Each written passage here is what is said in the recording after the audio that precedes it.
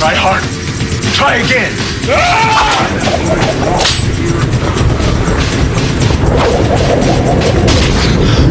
Victims. Aren't we all?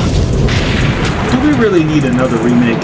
So I was just reading this article about this upcoming reimagining of the 1994 classic film starring the immortal Brandon Lee, and it was based on a comic book by James O'Barr, and I have to say I have been getting vibes of what I think is another unnecessary remake and could be stale in its reception and relevance. I only appreciate the fact that it reignites interest in the original movie, which was released to theaters on May 13th, 1994. I am Greg, and I want to thank you for hanging out for a little time with me, and we're going to talk about The Crow, so let's do this.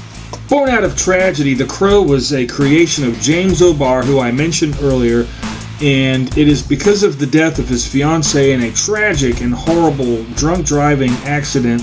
The basic outline being also inspired by an article from a Detroit newspaper's account of a murder of a young couple over a $20 engagement ring. Why don't you tell me the story? Man and woman in loft a year ago. Motherfucking mom. Listen! Yeah, okay. Halloween, yeah. Some dude, some bitch, whatever, man. The tragedy doesn't stop because during filming on March 31st, 1993, in Wilmington, North Carolina, Lee was filming a scene where his character is shot. They were able to finish the film using stunt doubles and some special effects that at the time were ahead of their time, really state of the art.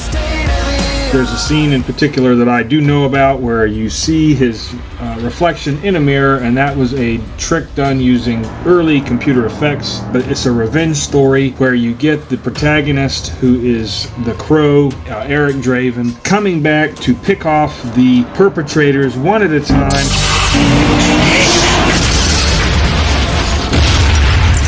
And that's right, Ernie Hudson is also in the original Crow. He is an amazing actor. He doesn't get enough credit. You may remember him from the Ghostbusters films, including the upcoming Frozen Empire, which is due out this year, coming soon to theaters. I'm excited about that also. Do you believe in UFOs, astral projections, mental telepathy, full trance mediums, the Loch Ness Monster, and the theory of Atlantis?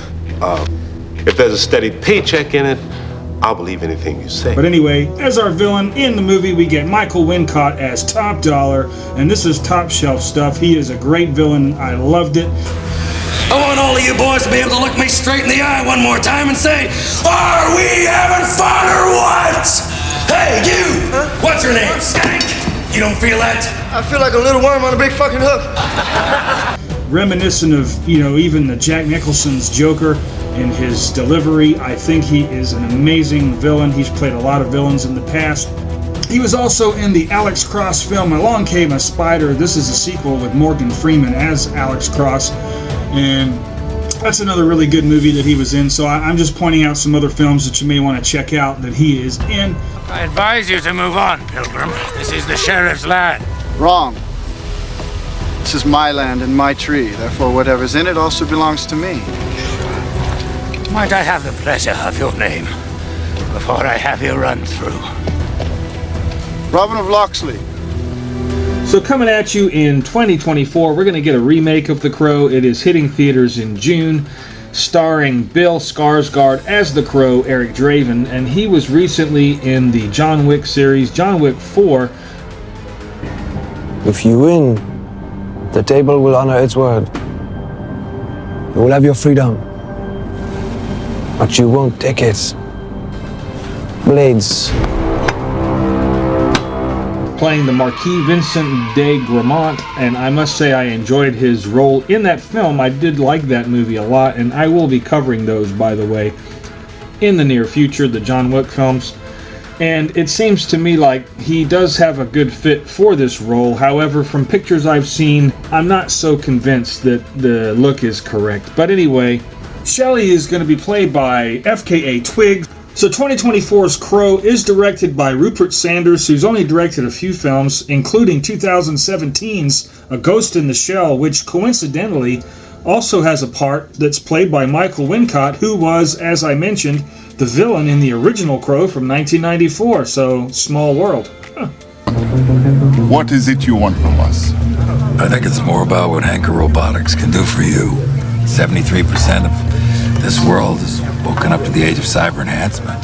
The screenplay is written by Academy Award winner Zach Balan, who also did King Richard in 2021, and he also did Creed 3 in 2023, and Bob Marley, One Love 2023, winning the Academy Award for King Richard. Well, I mean, we got some good talent here. We'll just see how this plays out in a Crow movie. I'm not sure. Producer of the film rights holder Samuel Hadida of Davis Films seems to be the main producer behind trying to get this reboot made. The Crow reboot went through a fair amount of development hell, and there were plans for it many times, as far back as 2008 when Stephen Norrington told Variety he had intended to direct a reinvention of The Crow. He is the same director as Blade from 1998, by the way. The project passed hands many times over the years, and so this movie has been kind of in a limbo for quite a while. The new film is not a remake directly of the 1994 film, it's just a different adaptation. However, if you're taking something that's from a source material, like a comic book, and you use the same characters, the same plot, the same premise, whichever you prefer, and you take those elements and make the same basic, beats hit like a song, it's a remake, in my opinion, not a reboot. So we'll see how this movie does in 2024. I definitely am interested to find out how they treat the memory of Brandon Lee. We'll see. I'm really not. I don't have high expectations for this movie. I don't think it's going to be that great. I don't know. I mean, I may be surprised. I'm not here to bash it. I haven't seen it.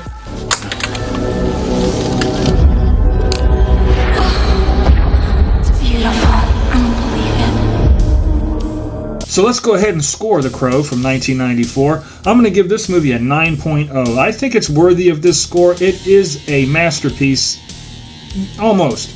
And the reason that I didn't give it a full 10 points is mainly due to some of the aging special effects. Unfortunately, there are parts of the movie that didn't age as well, and even when the movie was, a newer movie, you could tell were a little shaky. But overall, the film holds up very well. I don't know if there's really a remake needed. Perhaps a companion piece so you can see how this movie could have been done today. But overall, I am going to look forward to seeing The Crow 2024, and I'm also going to go right now and rewatch The Crow from 1994, and I beg you to do the same. So thank you. Before you go, don't turn off your phone or TV just yet. I promise you I am working on some new videos, including my upcoming top 5, not 10, top 5 video game movies of all time. I'm thinking you'll have fun with that one. Also, I have another one, the James Bond countdowns continue with Sean Connery coming up probably in April. And after that, I've got all kind of stuff planned. Thank you so much for hanging out. I'll see you next time on Midnight at the Movies.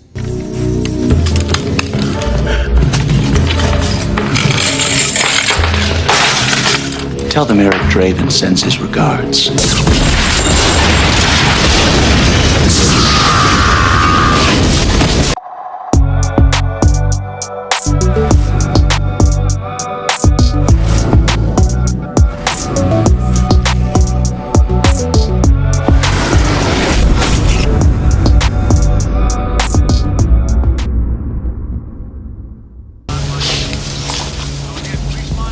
Good likeness.